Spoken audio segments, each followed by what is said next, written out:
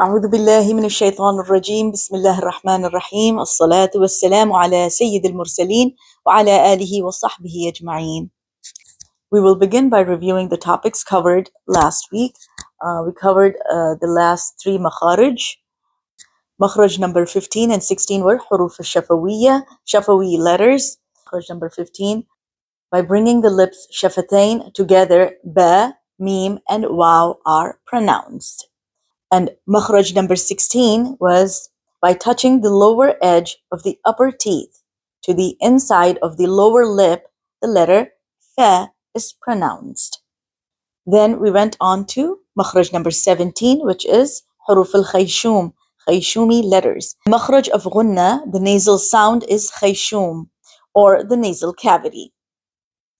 Mim and noon, when doubled with tashdid or shadda, are pronounced in the nasal cavity. And the examples are ثم إن من قبل من يقول فصبر جميل. Then we also covered حروف الشمسية, which is Shamsi letters, and حروف القمرية, Qamari letters.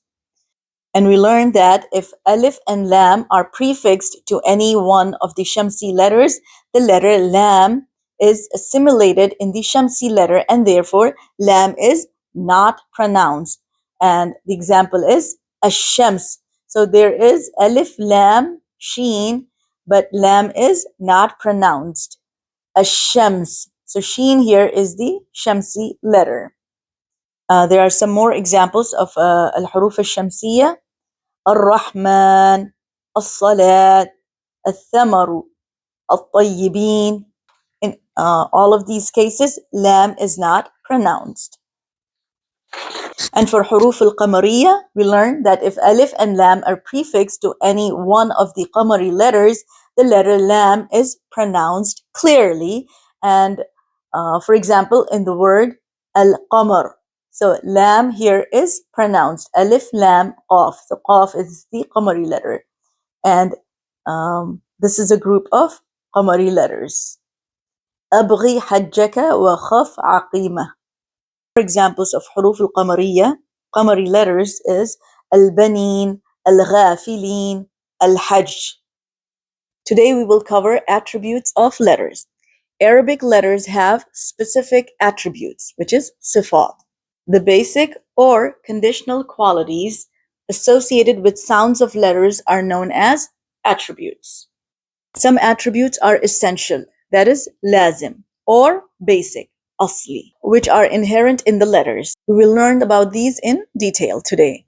So now every letter has at least 5 essential, yani lazim, or basic, asli attributes. These attributes are grouped in pairs.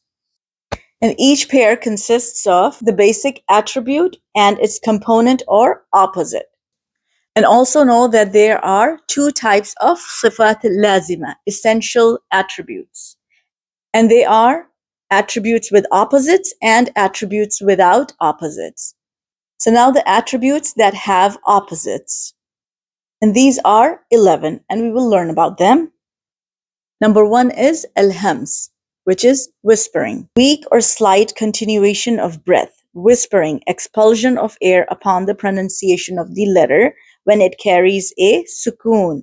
The quality of hams is found in the following 10 letters, which are called mahmusa. The following letters have this quality. فَحَثَّهُ شَخْصٌ سَكَتْ. For example, Ar-Rahman, Bismi. So in Ar-Rahman, you see how in Ha there is a weak or slight continuation of breath, whispering or expulsion of air. Ar-Rahman. And notice in Bismi, where Sin has sukoon, and there's a weak or slight continuation of breath, whispering and expulsion of air. Bismi. Its opposite is al-jahr, audibility. So of the letters which traps airflow due to heavy reliance on makhraj, applied to all the remaining letters not included in hams. So the exhalation stops during their pronunciation. For example, alhamdu and na'bud. Number 3 is shidda. In shidda, there is strong stoppage of the sound upon pronunciation of the letter when it carries a sukoon. This is achieved by relying strongly on the makhraj or by constricting it. The following letters on its makhraj. Ajidu khatin bakat.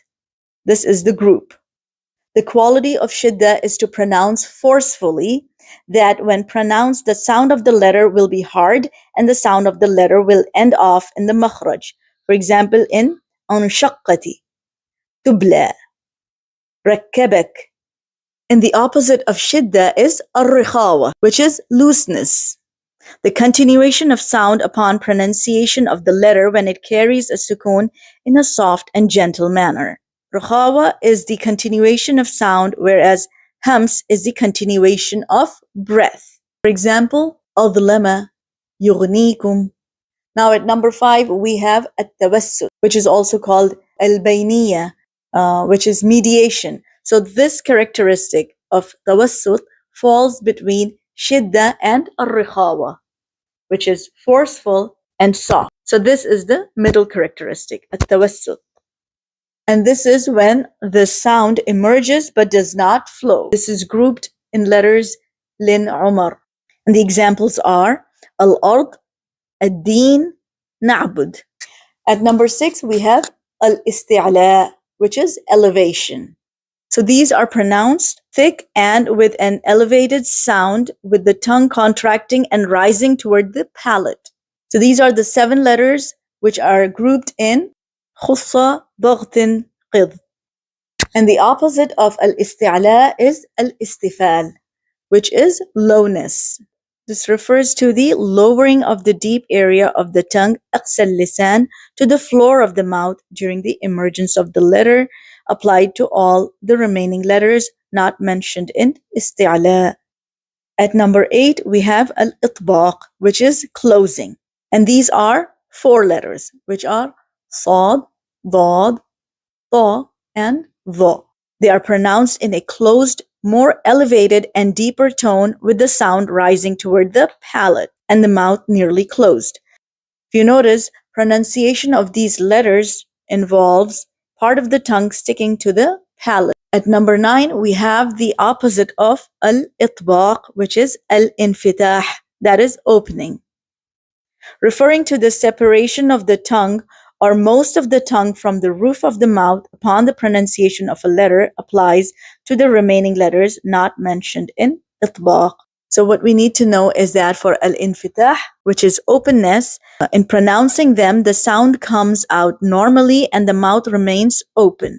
At number 10, we have al-idlaq, which is ease. So there are 6 such letters, and in pronouncing them, the tongue slips, the sound flows, and the letter is pronounced swiftly. These are grouped as firra manlub. At number 11, we have the opposite of al-idlaq that we just learned, and its opposite is al-ismat, which is restraint. So number 10 was ease, and number 11 is al-ismat, which is restraint. In their pronunciation, the sound comes to an abrupt stop. So there's restraint. These letters exhibit a certain heaviness during their pronunciation. So we went over 11 attributes, which are al-hams, whispering, and its opposite, number 2, is al-jahr, audibility. And at number 3, we have shidda, and then its opposite, ar-rakhawa.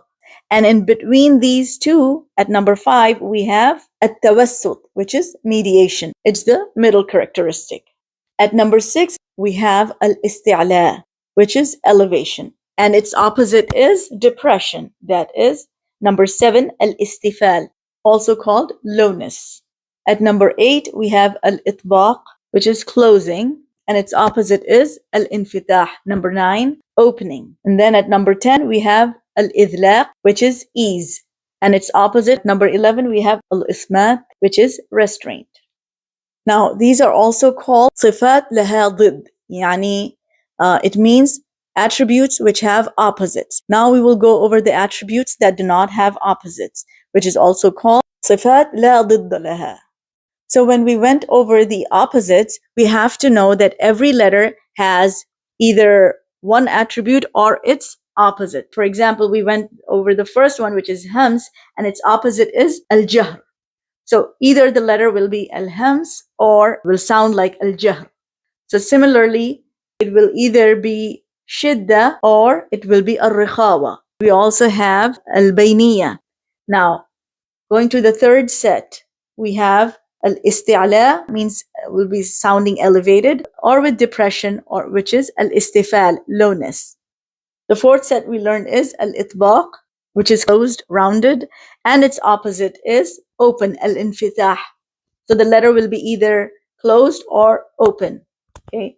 And now the fifth set is al-idlaq, which is flowing and swiftly pronounced, and its opposite, al-ismat, is sharply pronounced. So these were the sifat, these were the attributes with opposites. In addition to these, we have secondary but essential attributes with no opposites. So these 7 secondary essential attributes are al-safir, al-qalqala, al-lin, al-inhiraf, al-takrir, al-tafashi, and al-istitala.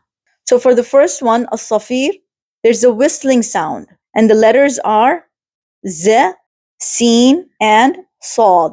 Z, sin, and sad. So you notice how there is a whistling sound to these. Number 2 is al-qalqala, that is vibration. And these letters are grouped in qutbu jad. When any of these letters are sakin either in the middle of a word or become sakin by virtue of a stop, a clacking sound is made. Qalqala is a special additional sound made when the muqalqala letters have a sukoon. And one must be careful so that it doesn't sound like a letter with shadda. Number 3 is al-lin. In Arabic, al-lin means gentleness. So it denotes a soft and effortless pronunciation. And these are ya and waw when they are sakin. And the preceding letter bears a fatha or a dhamma. For example, in the words al-khawf and al-sayf. Number 4 is al-inhiraf. And al-inhiraf is translated in Arabic as deviation. And these letters are lam and ra. Number 5 is at-takrir, which is repetition, or rolling the tongue upon pronouncing the letter. And this applies to the letter ra. See how the tongue rolls? And should be avoided by pressing the tip of the tongue against the hard palate and letting it roll back once to produce the sound of ra. Number 6 is at-tafashi, diffusion. So it describes the dispersal of air within the mouth during the pronunciation of a specific letter. Of air in the mouth upon pronouncing the letter, it applies to the letter sheen. So you see how there's dispersal of air within the mouth when you say the letter sheen. And finally, number 7, we have al-istitala, elongation, because of its long makhraj. And the letter is dad.